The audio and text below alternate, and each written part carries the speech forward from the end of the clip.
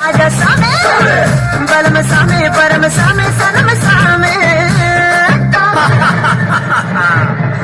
तुम कौन हो सुंदरी, और इन जंगलों में क्या कर रही हो? मूर्ख प्राणी, पहले तुम अपना परिचय दो।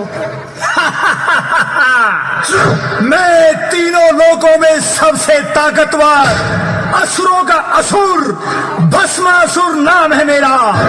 सुंदरी, मेरे साथ चलो, तुम मेरी पटरानी बनकर तीनों लोक पर राज करोगी, राज।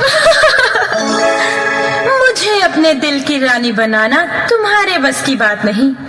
मुझे तो वही जीत सकता है जो मेरे साथ ताल से ताल मिलाकर नाच सके।